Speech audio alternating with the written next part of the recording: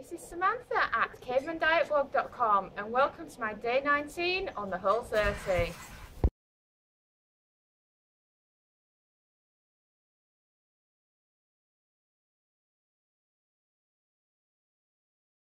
So I finished my exercise for day 19 and it was back to the jogging again.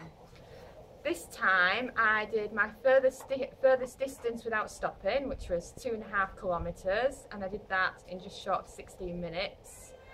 But the wind was against me coming back and it's really uphill, so I decided to walk it.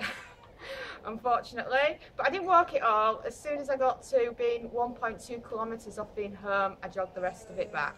So at least I did a decent amount of jogging today, and I did it in less time as well, so it was just over half an hour, so I'm really glad about that.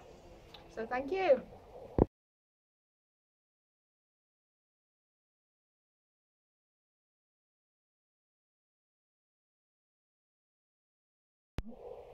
So here I am talking about the food that I've eaten on day 19 on my Whole30. Well, there's always this thing that everybody that does Whole30 or does paleo has a big breakfast. So this is the first time I've properly followed that, and I had something that involved your protein and your fats and your usual bits and pieces. So I had some leftover peri-peri chicken, which was covered in olive oil, so there's your fat content, with some tomatoes that were covered in some oregano, and it was lovely. But the problem with that is I'm not a big breakfast fan, and I just can't stomach a big breakfast.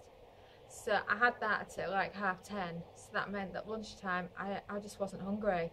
So I ended up having some more peri-peri chicken sort of late afternoon, and then this evening we had some meatloaf with salad.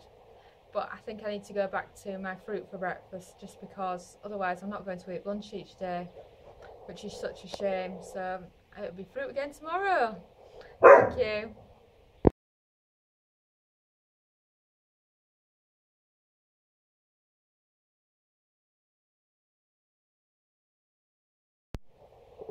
Hello, so here I am reflecting on day 19 on my Whole30.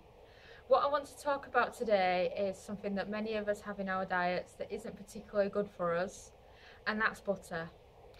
It's banned in many formats on Whole30, and some people have it in different ways. I've chosen not to have it at all. This is because I don't believe it's going to help me with my weight loss. And now when I look back and reflect over how much butter we had before, we've gone down from having 2.5 kilos worth of butter in tubs that we would buy once a month, and because I'm not having it and because Dominic's on it on a limited portion size, we've now cut it down to about 1.2, and his blood pressure has shrunk as a result of mainly this. So it just shows that, you know, don't have too much butter, try and bring it down. I know it tastes good, but I'm finding myself much better health wise without it in my diet at all. So I'm wondering how much I will have when I do return to normal and come off Whole30, but I don't think it'll be the quantities that we were having before. So here's to good health and less butter.